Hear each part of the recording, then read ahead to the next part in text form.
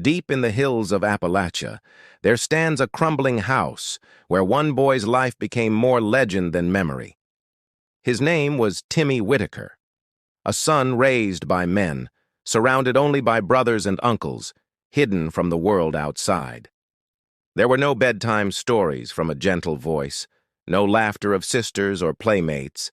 Instead, Timmy grew up under the watch of weary fathers and silent brothers, men too broken to protect him from despair. Imagine being filmed, studied, and judged by strangers across the globe, but never rescued.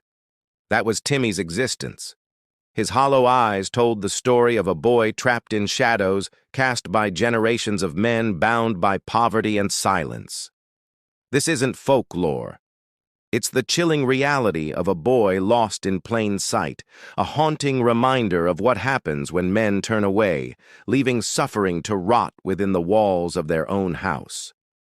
If you believe stories like Timmy's must be told, that no boy should ever be left behind, then take a moment to like this video, subscribe, and share it with a brother or friend.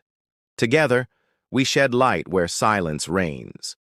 The Appalachian hills hid many stories, but none as haunting as that of Timmy Whitaker, a boy raised only by men, trapped within walls where silence weighed heavier than any voice of guidance. Inside his collapsing house lived fathers, uncles, and brothers whose lives had been worn thin by hardship. They were men broken by poverty, hardened by despair, unable to shield Timmy from the cage that fate had built. The boy's eyes were vacant, his gestures unsettling, his words nearly absent. He communicated through strange noises, guttural sounds that echoed through rotting halls where only men lingered, watching him drift like a shadow. From his earliest days, Timmy knew nothing of laughter or comfort. Brothers sat in silence, fathers stared at cracked walls, and uncles smoked on the porch. Together they created a world where affection was absent, replaced by survival. The house itself seemed alive with decay.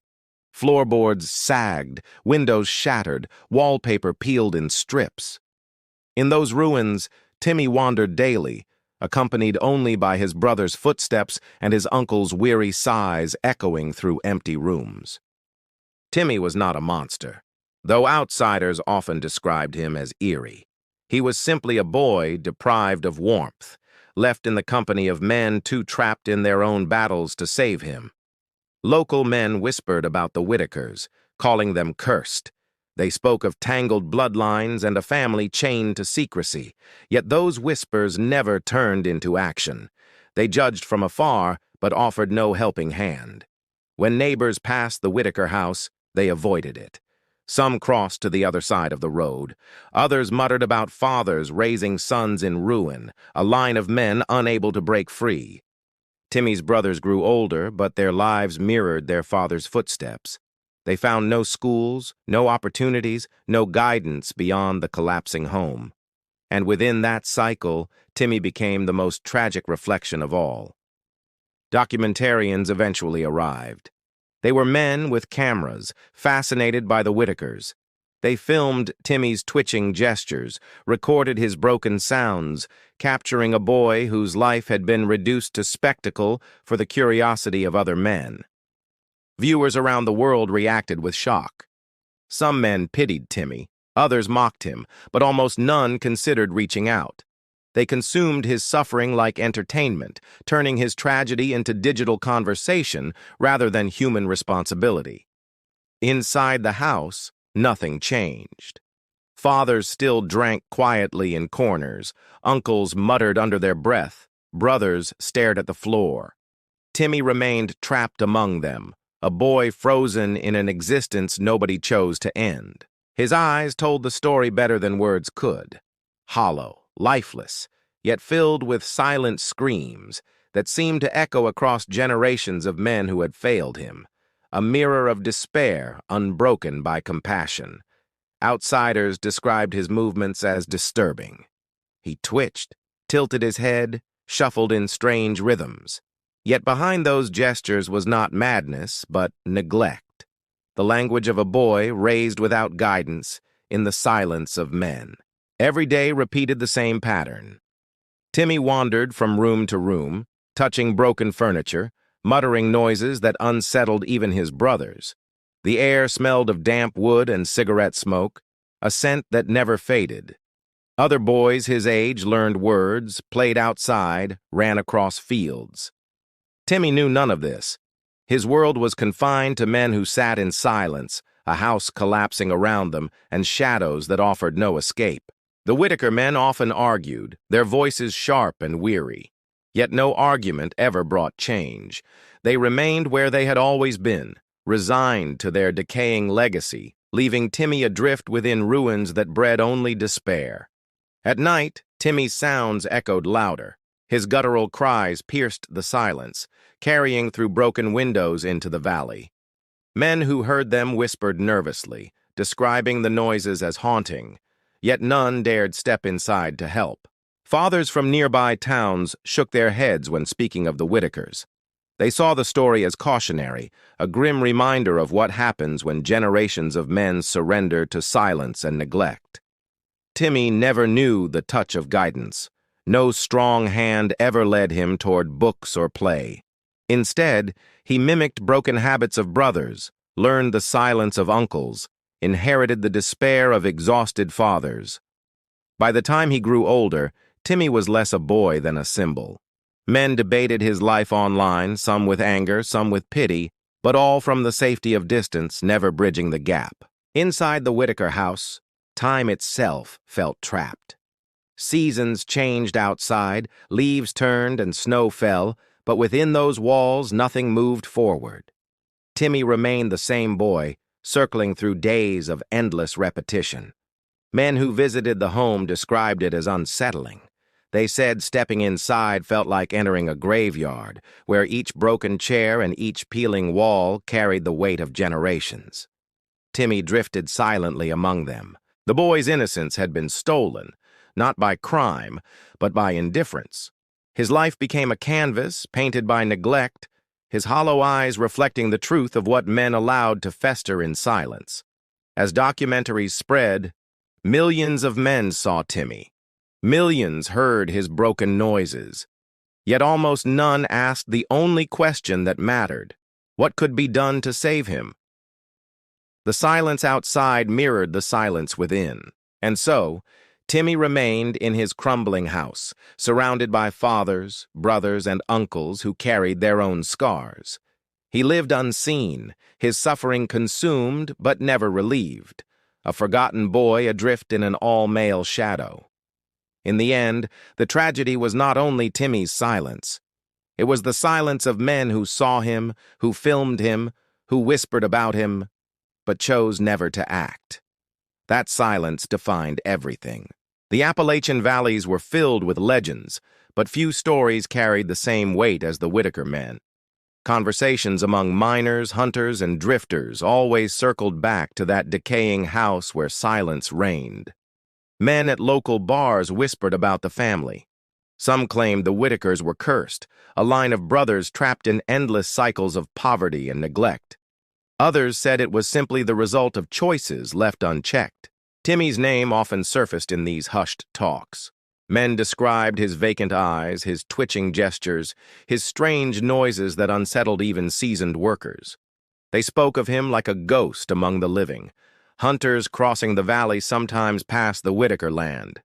They told of seeing brothers sitting silently on the porch, smoking in unison, while Timmy drifted through the yard like a figure untethered to reality. Truck drivers carried the story further, spreading it across counties. They painted pictures of a boy raised by fathers and uncles, men too scarred to guide him, existing inside walls already surrendering to collapse. Each retelling added to the mystery. Some men believed the Whitakers represented the decay of old Appalachia, strong once, but broken by generations of hardship. Others saw them as living warnings of silence. Timmy became almost mythical in these tales. Miners told each other about his guttural sounds, how they echoed across the hills at night, strange cries that made even hardened men feel a chill down their spine. Yet despite their fascination, no man intervened. The whispers remained whispers. The Whitakers became folklore, their tragedy passed along like campfire stories, more entertainment than concern, leaving Timmy's suffering untouched in the shadows. Men in town remembered glimpses of him. A rare walk down a cracked road, brothers flanking him like silent guards. He shuffled, muttered, eyes darting wildly, then disappeared back into the collapsing Whitaker house. Local fathers warned their sons never to wander near that property, not because the Whitakers were dangerous, but because they represented something darker. The reminder that despair could live just down the road. In a place where men prided themselves on resilience, the Whitakers were an unsettling reflection. They embodied what happened when hardship overcame strength, when generations surrendered instead of pushing forward, leaving Timmy as the hollow result. Old-timers at barbershops often recalled the family. They spoke of grandfathers who had done little, uncles who kept to themselves, brothers who drifted through life. Each generation repeated the silence until it swallowed every boy born there. Timmy's presence weighed on conversations like a shadow. Men who had seen him struggled to explain what they felt. Pity mixed with discomfort, curiosity with fear. He was human, but also something society refused to claim. Even pastors in nearby towns addressed the subject indirectly. They urged men to take responsibility, to break cycles of neglect. Yet everyone knew who they were referring to, the Whitakers, though no one acted upon it. The house itself was spoken of like a landmark. Men described its sagging roof, broken porch, and shattered windows. They said stepping onto that land was like crossing into another world where hope had long vanished. Timmy, they said, never laughed. He never spoke words with clarity. He drifted among his brothers, mimicking their silence. A boy raised without guidance, shaped entirely by the stillness of men around him. Stories grew darker as they traveled. Outsiders imagined the Whitakers as creatures rather than men, exaggerating their features, twisting them into caricatures. In doing so, they erased the truth of Timmy's humanity beneath cruel legends. Yet those who saw him up close knew better. They described his fragile frame, his broken gaze, his twitching gestures. Not monstrous, but tragic. A boy needing compassion, surrounded only by men who offered none. Still, every whispered story ended the same way, with inaction. Men debated, speculated, and shook their heads. But not one stepped forward, not one knocked on the door, not one tried to help. As years passed, the whispers deepened. Young men heard the stories from their fathers, repeating them as if folklore. The Whitaker boy became less a person, more a myth, a shadow cast over Appalachian identity. By then, Timmy's hollow stare had reached beyond his valley. Documentaries filmed by men ensured the whispers grew into national fascination, but still the outcome never changed. His suffering was consumed, but never relieved. What disturbed some men most was not Timmy himself, but the reflection he created. He revealed the fragility of strength, the possibility that even among men, silence could build prisons stronger than any steel bars. The Appalachian landscape was filled with hardship, but the Whitakers stood apart. They were reminders that poverty could last generations when men stopped fighting. In their silence, they forged chains heavier than labor ever could. And through it all, Timmy drifted. A boy moving among fathers, brothers, and uncles, his every gesture unsettling yet heartbreaking. He embodied the whispers, becoming their living center, though no man dared step closer. The whispers will always remain part of Appalachia's fabric. Stories of Timmy Whitaker passed between men like warnings yet never solutions, a haunting reminder that silence among men can be louder than screams. The Whitaker house loomed like a scar upon the hillside, its rotting frame sagging under years of neglect. Within those walls, only men lived, moving like ghosts inside a monument to silence and despair. Every board creaked with memory. Fathers shuffled across splintered floors. Uncles leaned against collapsing doorways. Brothers slumped in broken chairs. Together, they created an atmosphere heavy with defeat, a place where Timmy wandered endlessly without direction. The house smelled of mildew and smoke. Dampness clung to its beams, while cigarette ash stained the air. Every room felt smaller than it was, as though the walls themselves pressed inward on the men inside. Shattered windows rattled in the wind. Tattered curtains, untouched for years, hung limp. Men inside ignored the draft, simply pulling jackets tighter. For them, comfort had long ceased to exist. For Timmy, it never began. The living room told the story most clearly. A sagging couch, springs exposed, held brothers who stared blankly into space.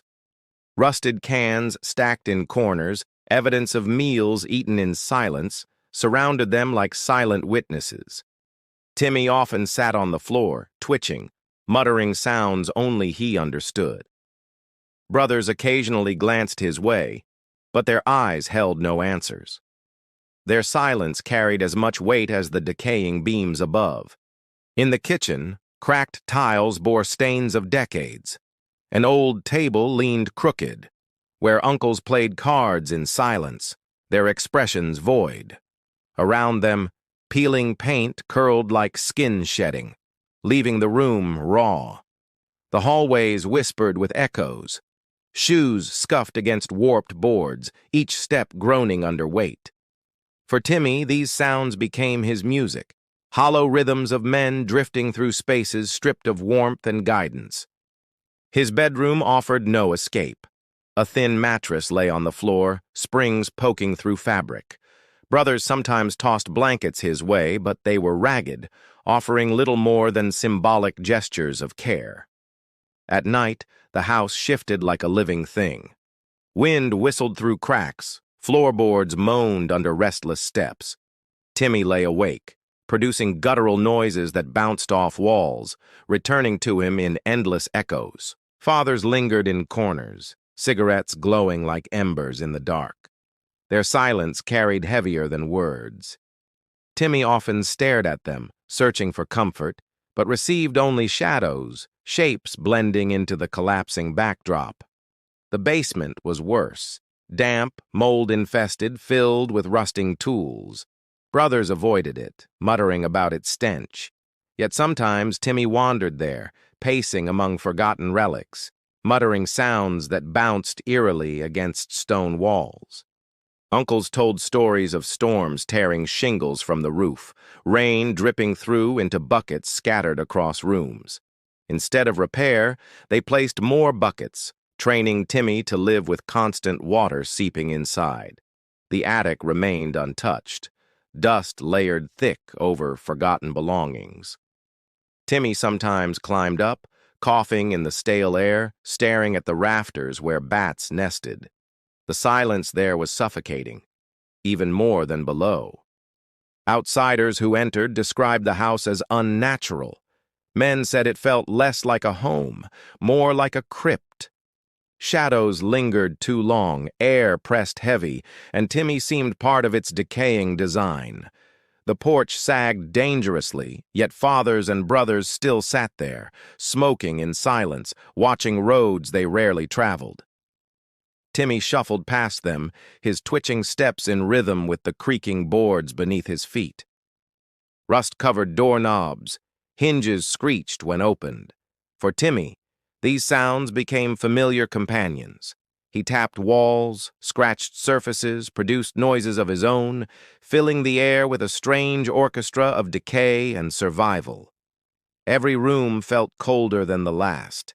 Drafts seeped through broken walls. Brothers bundled in jackets indoors, their breath visible in winter.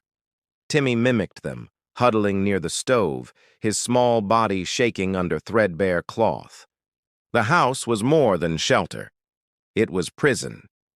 Generations of Whitaker men passed through its halls, each leaving behind silence, each adding weight to its structure until it carried despair thicker than brick. Timmy never left those walls for long. A short step outside meant exposure to curious stares, so he remained within, drifting between collapsing rooms, his guttural noises blending into the house's natural groans. Some men said the house itself seemed alive. They claimed it absorbed despair, amplifying it. For Timmy, born into its shadows, it was the only reality he knew. A home that shaped his silence. At times, light streamed through cracked boards, but even sunlight looked dim there. Dust particles danced in beams, swirling above broken furniture. Timmy often stared at them, tilting his head, lost in their fleeting movement. Brothers sometimes argued about fixing things, but nothing changed. A broken chair remained broken. A leaking pipe stayed leaking.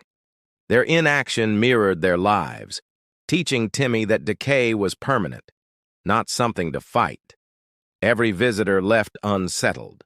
Men said the Whitaker house lingered in their minds long after leaving. Its smell, its silence, its shadows. They carried them back into town, whispering of Timmy trapped within. Timmy himself seemed tied to the house. His gestures echoed its collapse, his noises mirrored its creaks. Together they became one, boy and structure inseparable, bound by the same slow march toward ruin. The house was not haunted by spirits. It was haunted by silence. Silence of fathers, silence of uncles, silence of brothers. And Timmy was its echo, a boy molded by walls of neglect. For those who dared to imagine, the greatest horror was not the house collapsing.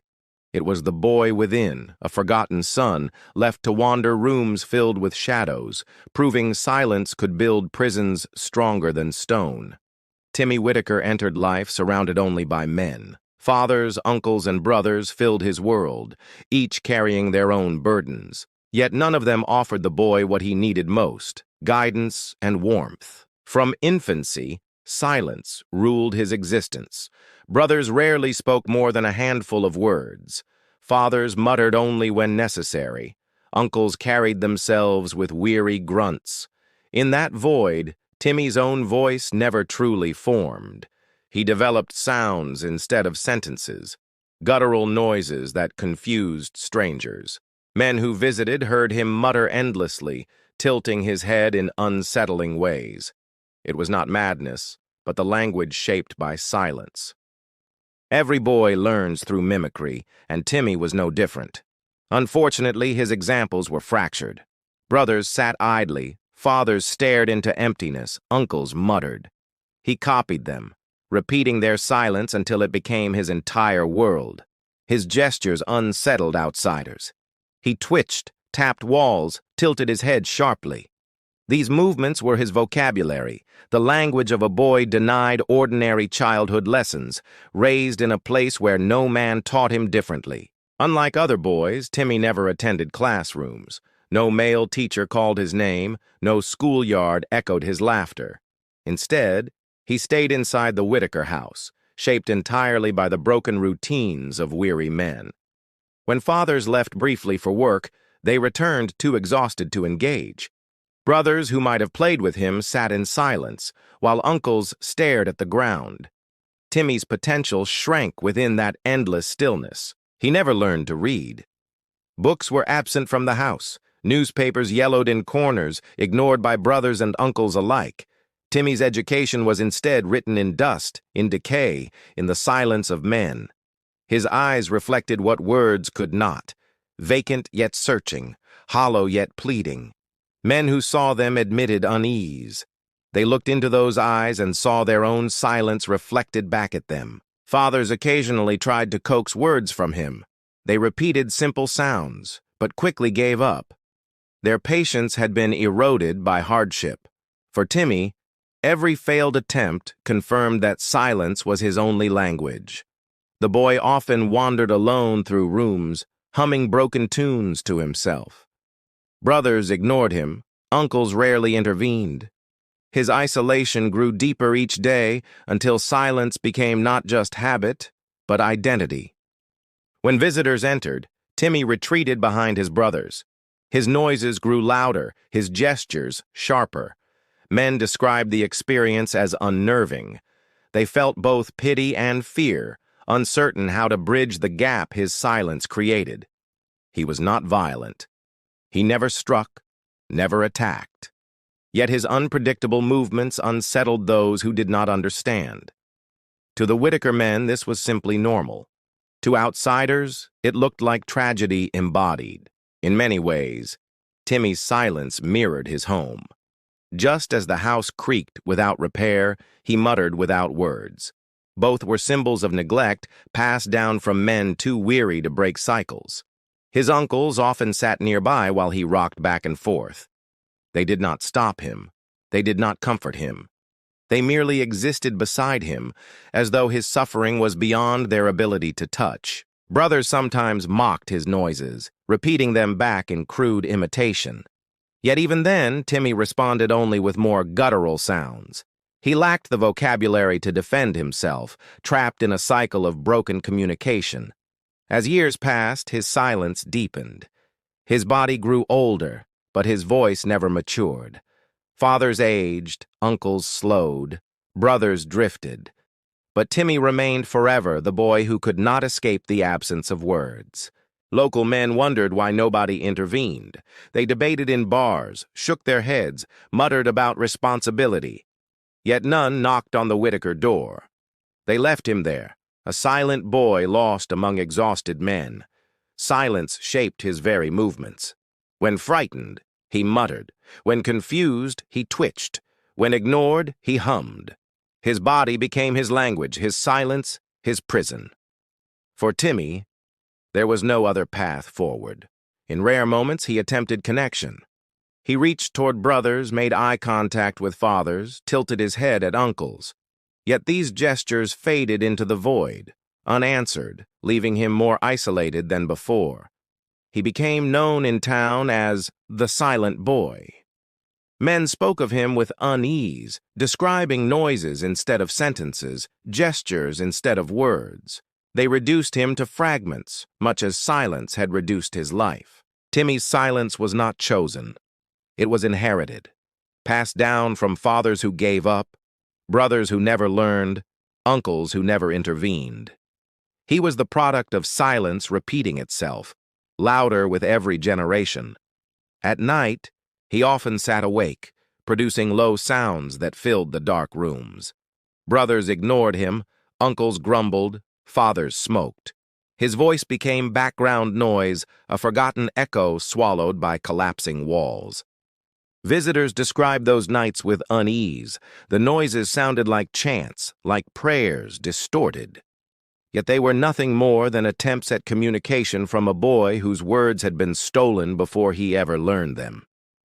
Timmy never stopped trying. Even in silence, even with broken gestures, he kept reaching. He tapped walls, mimicked noises, followed shadows. His persistence was haunting, a boy determined to speak in a world that never listened. And so, silence defined him. Born into it, raised within it, shaped by men unable to break it, Timmy Whitaker became not just a forgotten boy, but a living testament to what silence can steal. The Whitaker story was not just Timmy's. It stretched backward through decades of men locked in silence, each generation passing down hardship like a heavy chain. Fathers, uncles, and brothers inherited despair instead of breaking it. Long before Timmy, the family line was already fractured.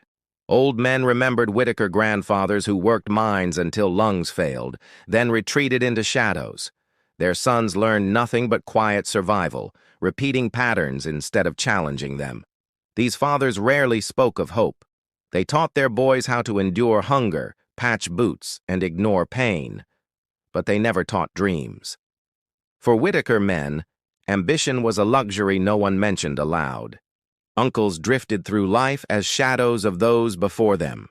They haunted porches, smoking and staring into distance, embodying silence so deeply that younger brothers grew convinced words themselves carried no value. Each generation of Whitaker men dug the hole deeper. Instead of building, they surrendered. Instead of repairing, they abandoned. This surrender became tradition, taught through gesture and silence, handed down like a curse etched into bloodlines. By the time Timmy was born, the pattern had calcified. His fathers had long given up on change. His uncles carried defeat in their posture. His brothers learned resignation as easily as breathing. Timmy never knew a man who broke free. No male figure ever carved a different path. He grew surrounded by men whose very existence told him silence is destiny, despair is inheritance. The men's refusal to act weighed heavier than poverty itself. Their silence was not only neglect but surrender. Each day they allowed the house to rot. They allowed Timmy's chances to vanish alongside it. Outsiders noticed the cycle.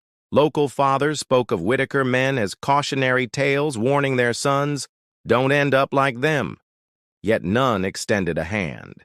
They used the Whitakers as examples, not brothers. Generational weight pressed into every Whitaker room. The cracked walls carried decades of smoke. The broken chairs had supported 3 generations of tired men. Timmy sat in those same chairs, absorbing despair older than himself. He imitated men who imitated their fathers. Silence begot silence. Gestures repeated gestures. Every twitch of Timmy's body reflected echoes of grandfathers and uncles who had passed down nothing but resignation. The men around him spoke little of the past, but their silence revealed everything.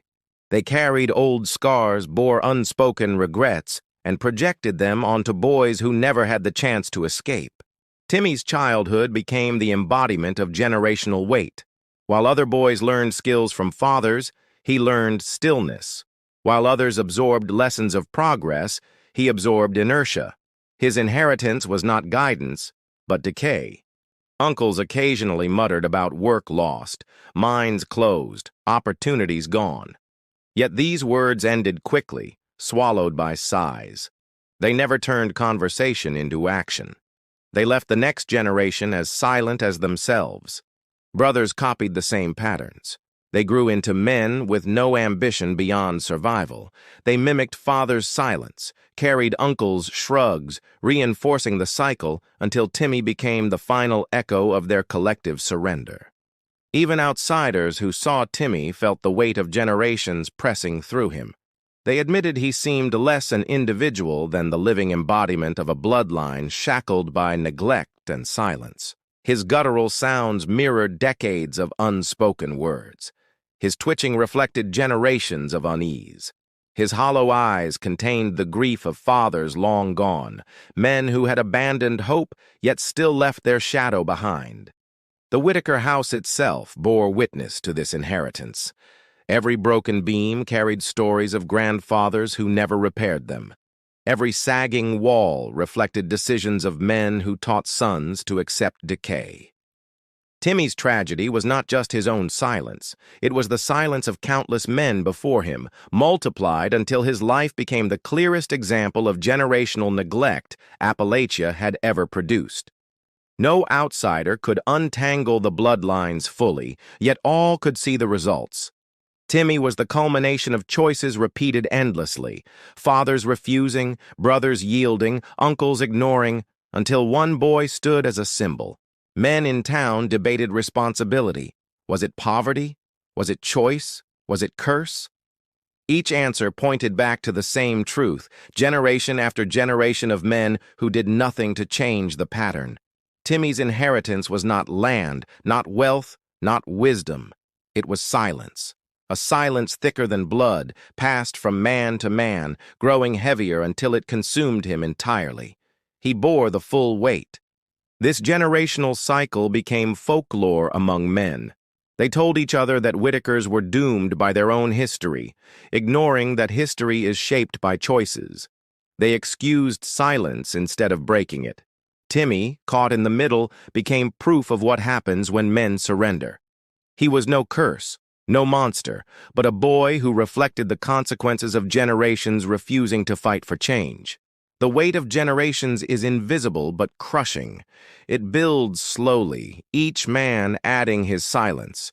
By Timmy's time, the weight was immovable, pressing down until escape became impossible, until hope itself seemed unimaginable. And so, the Whitaker story endured, not just one boy's tragedy, but a line of men who taught silence as heritage. proving that the heaviest inheritance is not poverty, but surrender. The Whitakers lived in silence for decades until outsiders finally appeared.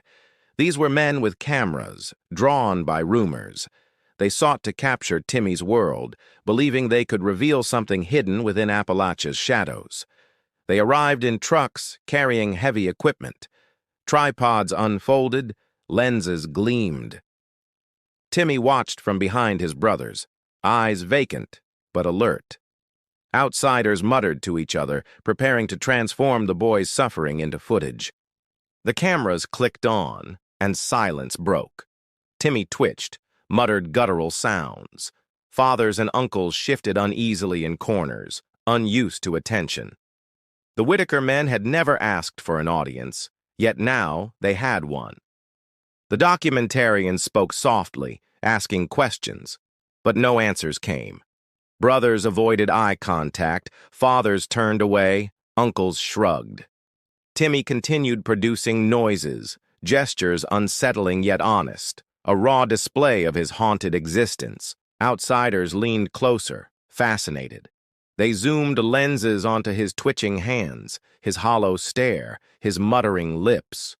Every movement became material.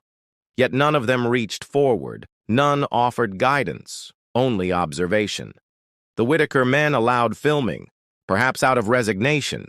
They did not resist, nor did they embrace it.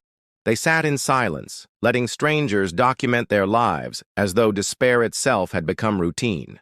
For Timmy, the cameras were confusing. He tilted his head, stared directly into lenses, producing sounds louder than usual. Outsiders whispered about his expressions, debating meaning, but none understood the language of his silence. The footage spread quickly. Men far beyond Appalachia saw Timmy for the first time. They gasped, debated, mocked, pitied. His gestures became symbols online. His silence turned into endless speculation among strangers. Inside the house, nothing changed. Fathers still smoked in shadows. Uncles still muttered. Brothers still sat idly. Timmy remained trapped. The cameras captured tragedy, but left him exactly where he had always been. Outsiders returned often. They filmed more scenes. Timmy wandering halls, tapping walls, muttering to himself. Each visit deepened fascination, but never shifted his life. Documentaries grew longer, audiences wider, while his silence endured unchanged. The men behind the cameras insisted they were revealing truth. They claimed to be raising awareness. Yet awareness without action is hollow. Timmy remained caged in the same decaying house, unseen beyond screens. Fathers inside grew accustomed to their presence. They offered minimal cooperation, answering questions with grunts, nods, or shrugs. Brothers sometimes stepped aside for cameras, but none altered their behavior.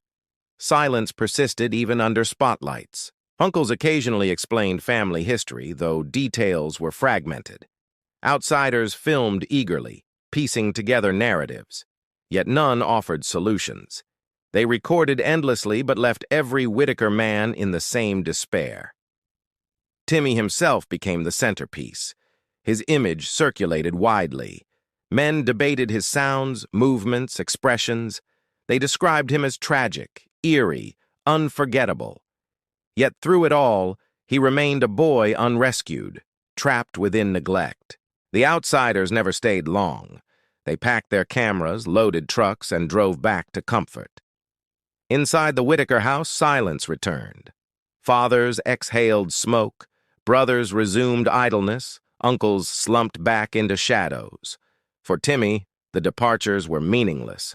He had no understanding of audiences. He only knew the rhythms of silence, occasionally interrupted by strangers with lenses, leaving him to echo guttural sounds into decaying air. The arrival of outsiders changed perception, but not reality. The world now watched, but the house remained a prison. Timmy's gestures became entertainment, while his life continued unchanged, bound by men unwilling to intervene. Some local men viewed the documentarians with suspicion. They argued outsiders exploited the Whitakers, turning their suffering into content. Yet even critics did nothing. They condemned cameras but never stepped forward themselves. Others defended the films, claiming exposure mattered. But exposure without compassion left Timmy exactly where he had always been. He became a subject, not a boy, a spectacle consumed by men everywhere. The cameras returned season after season. Each time, Timmy grew older, yet his world never shifted. The same twitching, the same noises, the same hollow eyes, each documented, each replayed, each consumed. Uncles muttered that nothing good would come of it. Brothers shrugged. Fathers sat in silence. Their collective inaction was louder than any documentary, proving no outside attention could break chains forged by generations. For Timmy, outsiders were temporary shadows. They came, stared, left. His days continued as before, wandering halls, muttering, twitching. He did not comprehend their fascination. To him, life was silence uninterrupted.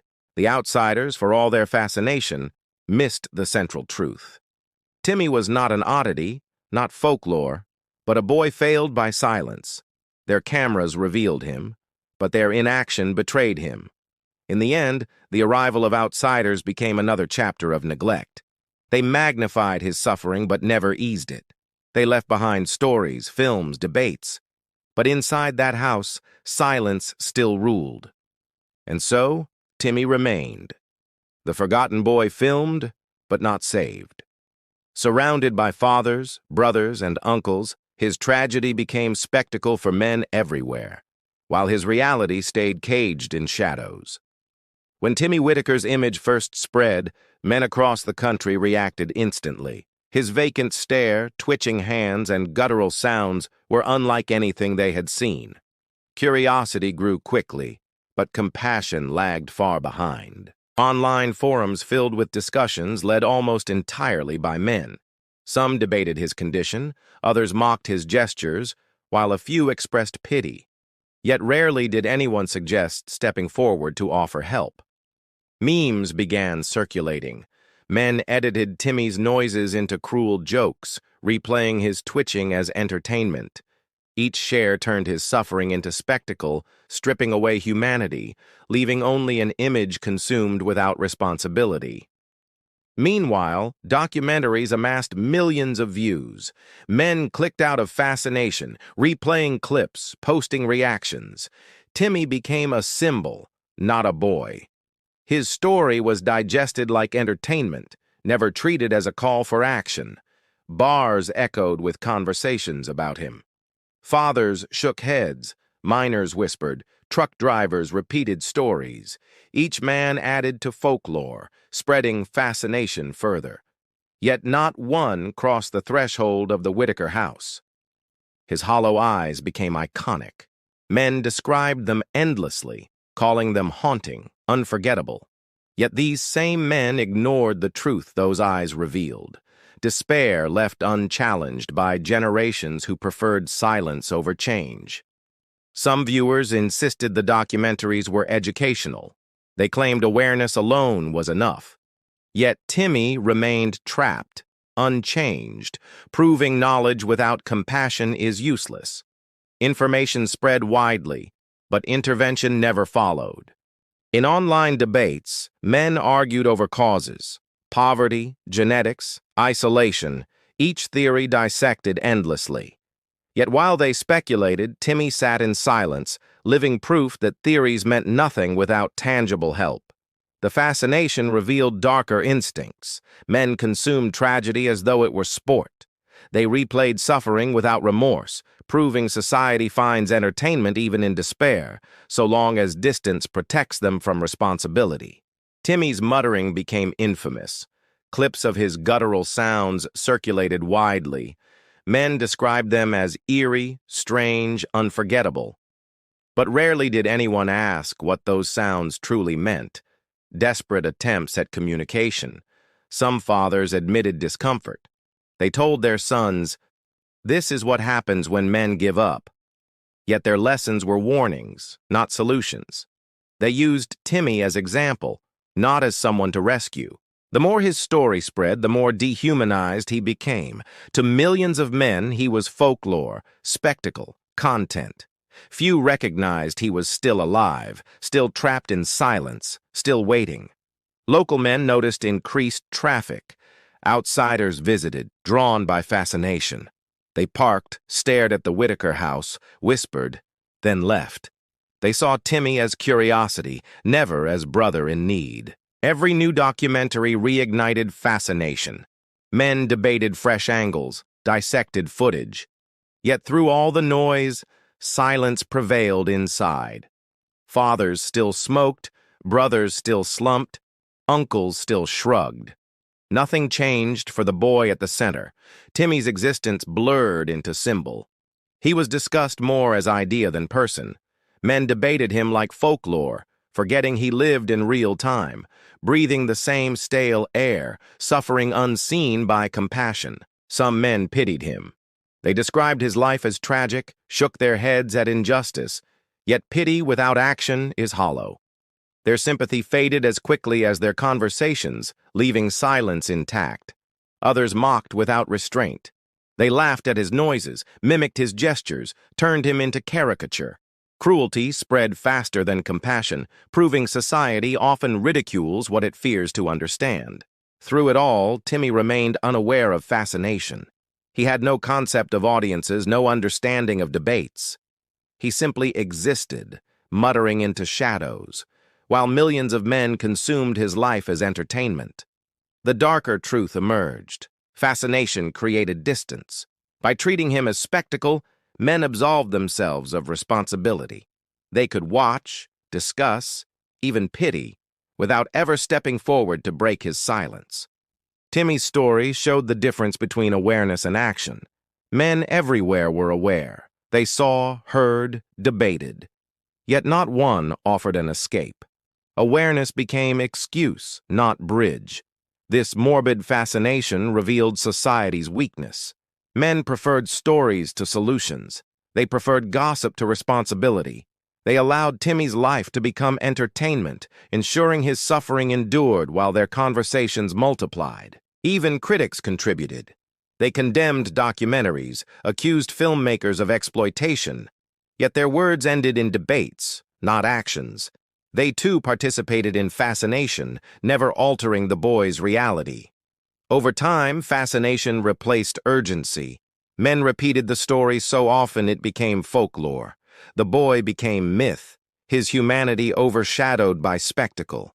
The real Timmy faded beneath endless retellings, and so, his tragedy grew darker.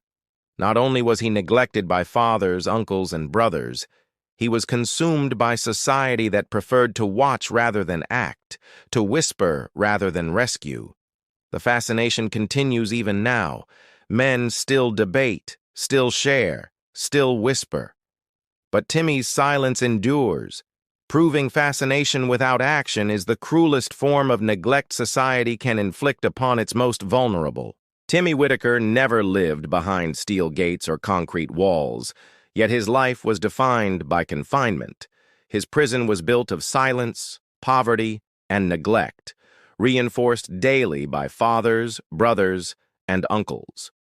Unlike men locked in jails, Timmy's world had no guards. Instead, his captivity came from circumstances.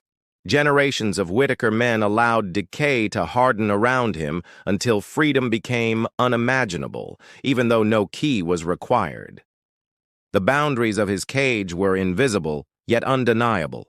The collapsing house kept him tethered. The silence of men trapped him. The judgment of outsiders sealed him inside isolation thicker than concrete. Every morning repeated the same cycle. Fathers muttered quietly, uncles shuffled, brothers slumped. Timmy wandered rooms, producing guttural sounds, moving in circles. His days bled into one another, each one indistinguishable from the last. He was not forbidden from leaving, yet he never escaped. The valley itself became walls. Men in town whispered, outsiders gawked, and the boy returned always to the same broken porch and hollow halls. The prison had no wardens, yet brothers enforced its rhythm through inaction. They never guided him outside, never encouraged change. Their silence was as binding as iron, their neglect stronger than locks. Timmy's isolation grew heavier with age. Other boys experienced milestones, lessons, friendships, journeys. He remained behind invisible bars, condemned to repetition, living proof that prisons can exist without metal or chains. The house's collapsing structure mirrored his confinement. Broken windows allowed glimpses of the world but not entry into it. Timmy stared through glass at passing men, muttering softly, as though rehearsing words he never learned. Fathers never lifted him toward escape. Their silence became his boundaries. Instead of teaching paths forward, they sat smoking in corners, their stillness ensuring he learned captivity more than freedom. His world reduced to survival. Meals came irregular, conversations were absent, comfort was foreign. Every day was endurance, nothing more. He endured silence, endured neglect, endured shadows. His prison was routine itself. Outsiders believed the house strange. For Timmy, it was absolute reality. Its walls defined his world. He never knew anything larger. To him, freedom was not missing. It was unimaginable. Brothers occasionally wandered outside, but Timmy rarely followed. He lingered in doorways, muttering nervously, then retreated back. His instincts tethered him to collapsing halls, as though invisible chains bound him to silence forever. At night, his noises echoed across rooms like cries in a cell block. Fathers smoked, uncles grumbled, brothers ignored. Nobody intervened. His muttering filled the silence, transforming his prison into a constant loop of sound and shadow. Visitors saw tragedy, but Timmy knew no difference. He believed silence normal, confinement natural. His life was repetition, his gestures ritual. He lived like a prisoner unaware of any world beyond walls. The cruelty of his prison lay in invisibility. No bars to break, no locks to pick, only cycles too heavy to lift, inherited by men too weary to change. Generations built his cage, each adding weight. Fathers before him surrendered, uncles yielded, brothers followed. By the time Timmy lived, the structure was complete, a prison without guards, impossible to escape. He became symbol of captivity without crime. His punishment was existence, his sentence lifelong. He was not judged in courts, but in silence. His chains were not forged, but inherited through neglect. When outsiders filmed him, they captured prisoner's life. He paced, muttered, twitched, stared.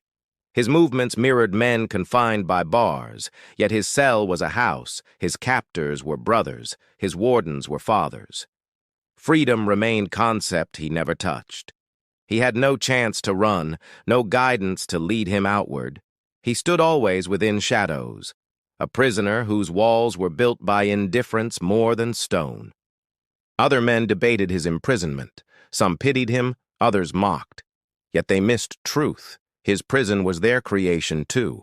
Every whisper, every judgment, every refusal to act tightened the invisible bars. The boy's hollow eyes revealed it most clearly. They reflected confinement without escape. Men who looked into them saw not madness, but resignation, the acceptance of captivity disguised as life. His noises became soundtrack of confinement.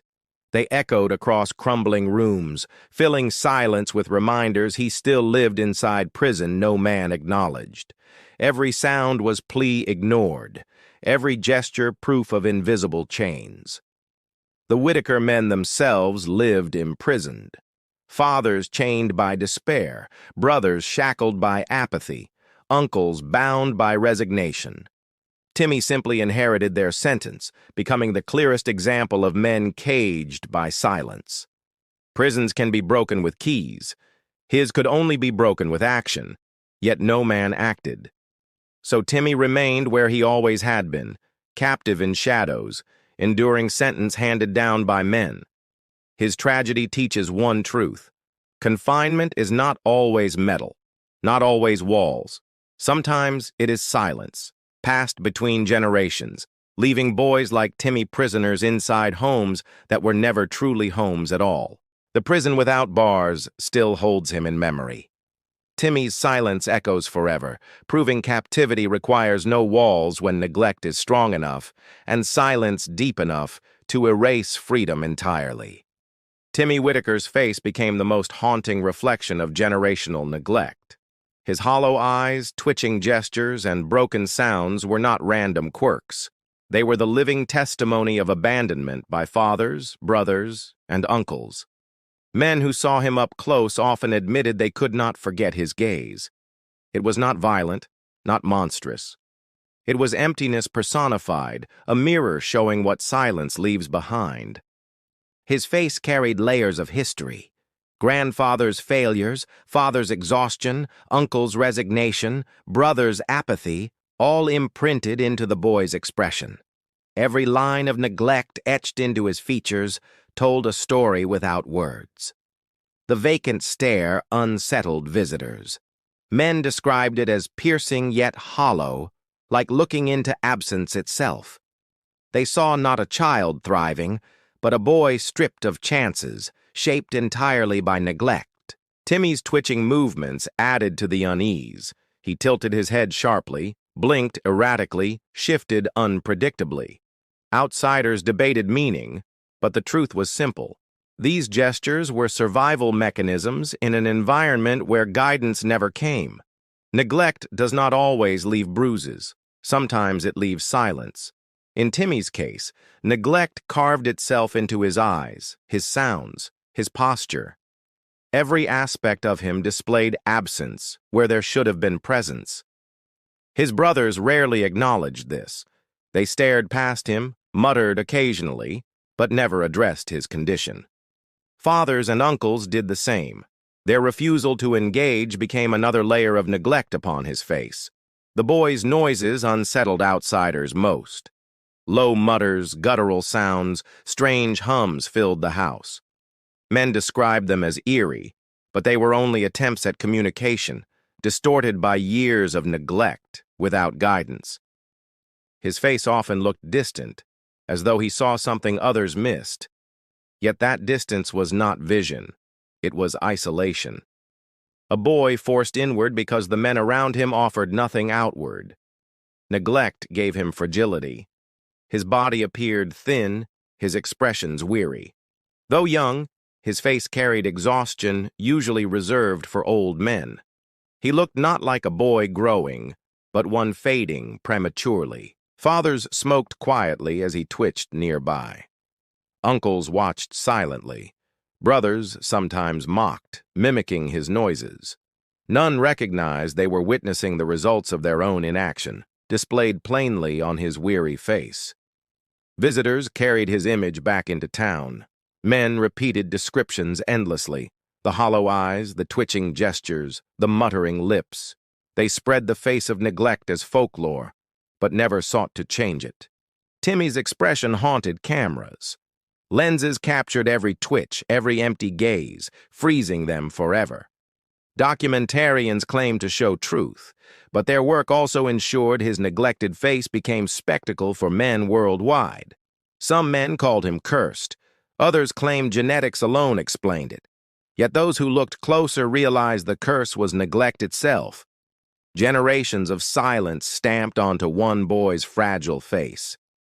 The boy's stare became a mirror for society. Men who gazed into it often looked away quickly, unsettled by what they saw, their own failure to act, their silence reflected back at them. His muttering became soundtrack to neglect. Each guttural sound echoed absence. Each twitch displayed abandonment. Each hollow gaze revealed the truth. Neglect shapes faces more powerfully than scars, more permanently than violence. Timmy's condition was preventable. A different upbringing, guidance from strong men, intervention from outsiders, any of these could have changed him. Instead, neglect defined him, sculpting his face into permanent reminder of failure. The house's shadows amplified this effect. Broken light cut across his face, highlighting hollow features. Visitors described these images as unforgettable, like portraits of despair painted not by brush, but by silence. His brothers sometimes laughed cruelly at his noises. Fathers ignored them. Uncles sighed. Each reaction deepened his isolation. Neglect was not a single act, it was continuous, shaping every expression on his weary face. Men who pitied him rarely admitted their role. By watching, whispering, debating, they participated in neglect too. They turned his image into discussion, but never into action. His face carried their silence as much as his family's. The boy's frail expressions became timeless. Even as he aged, the same hollow eyes remained. Neglect had frozen him, trapping his features in perpetual despair, refusing to let him grow beyond the shadow of silence. Outsiders described his presence as unsettling, not because he was frightening, but because he revealed truth too clearly. His face showed what happens when men allow generations of neglect to replace responsibility. Timmy's tragedy was not hidden. It was written across his expression, visible to every man who looked. Yet visibility alone meant nothing. They saw neglect, but accepted it, letting his face remain unchanged. The image of Timmy Whitaker remains etched into memory. Hollow eyes, twitching gestures, muttering lips, all symbols of neglect, more powerful than words. His face became warning that silence shapes lives more cruelly than violence. In the end, his expression was not his alone. It was inheritance. Fathers, uncles, brothers, outsiders, all contributed. His face became collective reflection of neglect, proof that silence leaves scars deeper than wounds. The boy himself never understood this legacy. He simply existed, muttering into shadows, twitching under watchful eyes. Yet unknowingly, his face told the world everything: the cost of neglect, the truth of silence. And so, Timmy's face endures as symbol. More than documentaries, more than whispers, it remains the clearest evidence of what happens when men abandon responsibility. His hollow eyes remind us neglect is humanity's darkest scar. Timmy Whitaker was born a boy, yet society refused to see him as such. Over time, his humanity was stripped away, leaving only an image, a symbol consumed by fathers, brothers, uncles, and strangers. When cameras captured his twitching gestures, audiences reacted not as if watching a child, but as though witnessing folklore.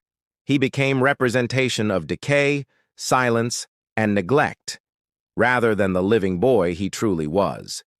Men online dissected his every movement. They debated meanings, argued over causes, speculated endlessly, yet none referred to him as boy in need. To them, Timmy existed only as concept. His life was reduced to shorthand for dysfunction. Outsiders spoke of the Whitaker boy, as if title alone explained him. They forgot he was human, defined instead by myths spun by generations of men. Every documentary pushed this transformation further. The boy became content. His twitching face was no longer his own. It was society's canvas, used to paint warnings, debates, and judgments among men far removed. The Whitaker brothers saw him daily, but treated him no differently. To them, he was background. His noises filled silence like creaking floorboards. He became fixture of house, not child demanding care. Even fathers and uncles ceased addressing him directly. They acknowledged his mutters with shrugs, sighed when he twitched, ignored his attempts at connection. Over time, he became less family member, more symbol of resignation. Visitors described him as living ghost. They spoke of his hollow eyes, twitching hands, muttering lips. Yet ghosts are not children. By calling him one, they denied his humanity further. The boy's laughter never existed to remind men he was still alive. Without that reminder, his image froze. He became fixed in folklore, story told across bars and work sites, symbol detached from flesh. Men debated him like case study: poverty, genetics, isolation. Each theory turned him further into example, never into individual. They spoke as though solving puzzle, forgetting puzzle was a breathing boy. Documentarians leaned into this narrative. Their footage presented him as icon of despair. His twitching was framed as haunting, his mutters eerie. Every lens decision carved away humanity, leaving only symbol for audiences to consume. Timmy himself never understood. He lived inside collapsing house, muttering to shadows, twitching at sounds. He did not know he had become symbol. To him, life was simply repetition of silence. His brothers used him as shield. Outsiders focused on Timmy, ignoring them. He absorbed attention, sparing them from scrutiny. In this way, he became symbol of family's decline, burden they never attempted to lift. Men in town used him as warning. They told sons, "Don't end up like that boy." He became lesson rather than life, deterrent rather than child worthy of compassion. The transformation was cruelest theft. His humanity was stolen not by violence, but by perception. Every man who whispered, filmed, debated, contributed to erasure of boy, replacing him with symbol. This erasure meant neglect deepened. It is easier to ignore a symbol than a child. Men pitied him abstractly, but no one acted concretely. By seeing symbol, they excused silence. Timmy's mutters echoed louder in this role. They sounded less like attempts at speech, more like proof of folklore. His noises became catchphrases for audiences, detached entirely from his desperate need to connect. Even his hollow eyes became shorthand. Men described them as emptiness, curse, tragedy. Yet those eyes belonged to boy, not legend. In stripping him of humanity, they overlooked plea hidden in his gaze. Symbols endure longer than children. While Timmy aged, his symbolic role froze him in time. Audiences always saw same twitching boy, forgetting he grew older, frailer, trapped still in same collapsing house. The Whitaker men themselves participated unconsciously. By never challenging silence, they allowed Timmy's role to calcify. He became emblem of family's surrender, reminder of what generations had abandoned. His boyhood never received chance to unfold. There were no milestones, no first words, no celebrated achievements. Instead, he became permanent exhibit of neglect, a role forced upon him by both insiders and outsiders. Symbols cannot cry, but Timmy did. Symbols cannot plead, but his eyes did. The tragedy lay in refusal of men to see these truths, choosing myth over humanity, symbol over child. Every image of him consumed by society reinforced transformation. Millions of men shared footage, debated endlessly, yet none recognized responsibility. They embraced symbol, abandoning child. The cruelty of this reality remains haunting. Timmy was stripped not only of freedom, but of recognition as boy. His suffering was consumed as content, his life redefined as cautionary tale. When he twitched, men saw myth. When he muttered, they heard spectacle. When he stared, they saw emptiness. Few ever saw truth, a boy crying silently beneath weight of symbolization. And so, Timmy Whitaker ceased existing as child in eyes of society. He became symbol of neglect, face of silence, reflection of failure, remembered not as boy, but as cautionary shadow. As years passed, Timmy Whitaker aged inside the same collapsing house. His body grew frail, his movements slower, but the silence surrounding him remained unbroken. Fathers, brothers, and uncles continued existing without change. The boy who once twitched endlessly became a man still twitching. His mutters grew weaker, his steps more uncertain. Yet his hollow eyes never changed. They remained as vacant and haunting as before. Fathers grew older around him. Their hands shook, their lungs rattled, but their silence persisted. They sat in shadows, watching Timmy pace slowly, unable to alter what generations had already sealed. Uncles carried their years with resignation. They no longer spoke of work or memories. They simply slumped in chairs, glancing occasionally at Timmy, recognizing he had grown older but never truly changed. Brothers matured but mirrored their fathers. They smoked, muttered, slouched in silence. Their resemblance to earlier generations deepened. They ignored Timmy's decline as naturally as they ignored the collapsing roof above them. The house worsened each season. Floorboards sagged further, windows shattered completely, water seeped through ceilings. Timmy drifted among these ruins, his frail frame blending into environment, man and structure decaying together. Outsiders returned with cameras. They noted changes. Timmy thinner, gestures slower, mutters quieter. Yet footage still fascinated audiences. His decline became another chapter in spectacle, consumed by men who debated rather than acted. Timmy's attempts at sound became faint. What once unsettled visitors now evoked pity, yet the pity remained distant. No man offered escape. His weakening voice was recorded, discussed, forgotten as easily as before. His eyes, however, refused to change. Hollow as ever, they revealed exhaustion. Visitors admitted the stare unsettled them more with age. It was no longer boy's emptiness. It was lifetime of abandonment. The Whitaker men rarely acknowledged this transformation. Fathers sighed, uncles shrugged, brothers looked away. They accepted his decline as natural, though nothing about it was inevitable. It was consequence of silence, repeated until death approached. Timmy's body appeared fragile, bones showing beneath skin. His frame looked ghost-like, moving slowly through decaying rooms, yet his presence remained haunting, reminder of what happens when a boy is never allowed to grow. Winters grew harsher.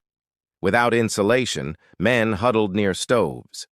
Timmy shivered endlessly, wrapped in ragged blankets, muttering weakly. His suffering became another background sound, unacknowledged even as it echoed through rooms already heavy with silence. Outsiders filmed him slumped in corners, hands twitching weakly, head tilting slower than before. They described these images as unforgettable, yet unforgettable did not mean rescuable. They left, carrying only footage, leaving him unchanged. Fathers who remained grew too old to move. Their decline mirrored his. Uncles coughed in shadows, brothers drifted into apathy. Together they decayed in same house, all prisoners of silence inherited from generations past. Timmy became living monument. Not monument of triumph, but of neglect. His frail figure haunted every visitor, proof that silence does not fade with time. It grows heavier until bodies themselves collapse beneath it.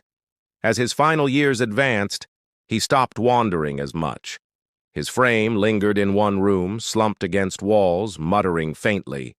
Brothers passed by without comment. His existence blended fully into decaying background. Visitors noticed his gestures weakened. Once sharp tilts became slow nods. Once restless twitches became faint tremors. Yet the emptiness of his eyes remained constant, as though neglect itself refused to leave. Fathers who once sat smoking beside him eventually vanished one by one. Yet even as men disappeared, silence stayed. Uncles aged in corners. Brothers slumped nearby. But none broke the pattern. Outsiders debated whether Timmy understood his decline. Some argued he did. Others claimed he remained unaware. The truth mattered little. What mattered was that he faced final years surrounded by silence, still unrescued. His voice grew nearly inaudible. Mutters dissolved into whispers, whispers into breath.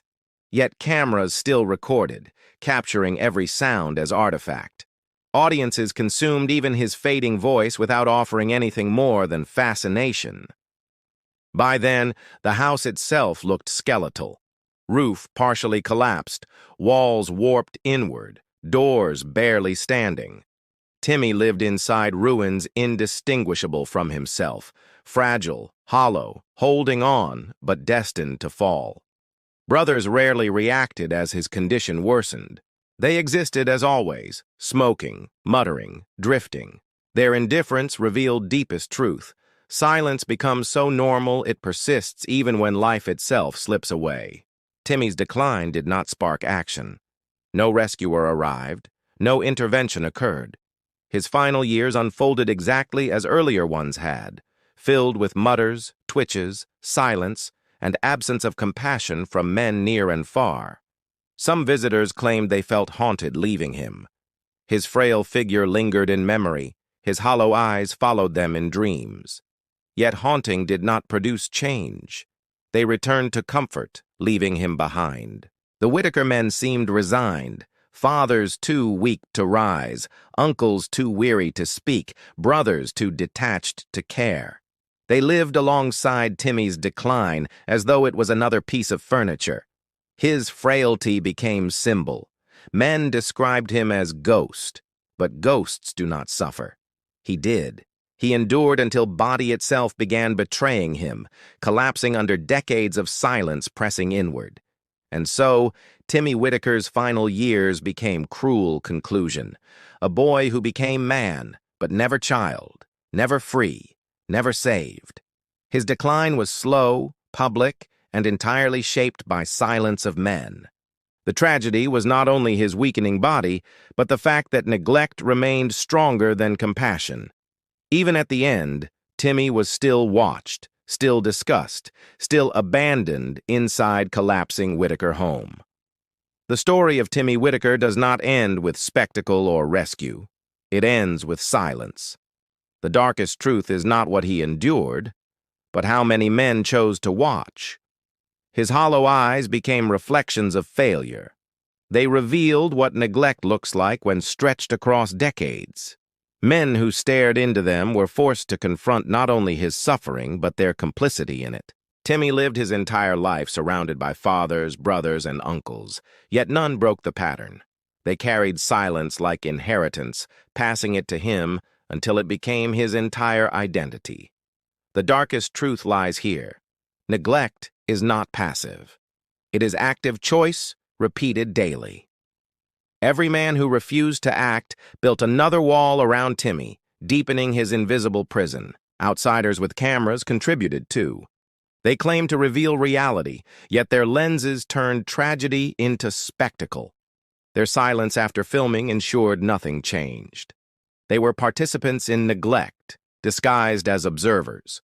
Men online debated endlessly. They mocked, pitied, theorized.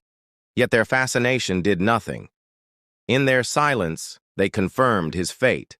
They chose consumption over compassion, curiosity over action. Timmy's decline proved silence stronger than compassion. Even as his body weakened, as mutters faded, as gestures slowed, men continued whispering instead of rescuing. His suffering became folklore, while his humanity was ignored. The darkest truth is not Timmy's twitching or muttering. It is the absence of men willing to step inside collapsing house, offer hand, break cycle, and prove responsibility outweighs curiosity. Fathers nearby shook their heads. Uncles muttered about curses. Brothers whispered warnings to sons, yet all kept distance. They used Timmy as lesson, not as life-deserving salvation. This refusal reveals silence is not neutral. It is destructive. By doing nothing, men allowed tragedy to calcify.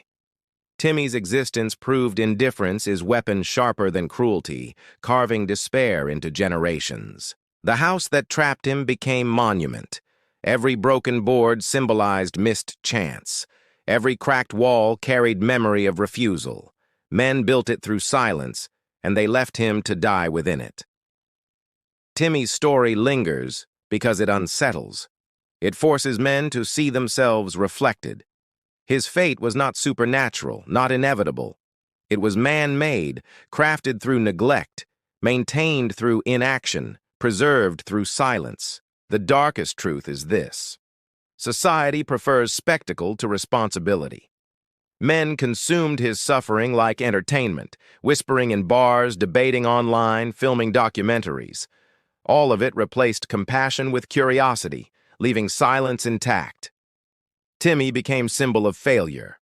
His existence asked one question: Will men watch suffering forever, or will they act? His silence demanded answer, yet silence was all he received in return. As years passed, his body weakened, but symbolism grew stronger. Men remembered hollow eyes, mutters, twitches. They forgot he was boy, man, life. They remembered only myth, proving neglect outlives even those it destroys. The house eventually rotted beyond recognition. Its collapse mirrored his decline. Yet memory remained. Men still whispered about Whitaker land, still spoke of boy, still avoided truth. Silence, not curse, destroyed him. The darkest truth endures because it indicts everyone. Fathers who ignored, brothers who mocked, uncles who surrendered, outsiders who filmed, men who whispered, all share weight. Neglect is collective burden, borne by many shoulders. Timmy never chose role. He wanted connection. His mutters were attempts at words, his gestures pleas for recognition. Yet every man turned away, transforming cries into background noise of folklore. Even his death carried silence. No headlines of rescue, no stories of redemption, only whispers. Men noted his passing briefly, then moved on, proving indifference outlasts even the life it destroys. The boy deserved laughter, guidance, warmth. Instead, he inherited silence, lived in silence, and died in silence. That is the darkest truth. Neglect stole not only his childhood, but his humanity. Every man who remembers Timmy faces same question. Will silence continue? Or will someone finally act when confronted with suffering? His story is mirror, reflecting choice between neglect and responsibility. Timmy's tragedy was singular, but his lesson is universal. He proved silence is never harmless. It creates prisons, kills futures, and transforms boys into symbols of despair. Neglect thrives wherever men choose not to intervene. The darkest truth is that horror needs no monsters. It needs only silence. Timmy's life proved this. The greatest cruelty was not what he endured, but what men allowed to continue unchecked.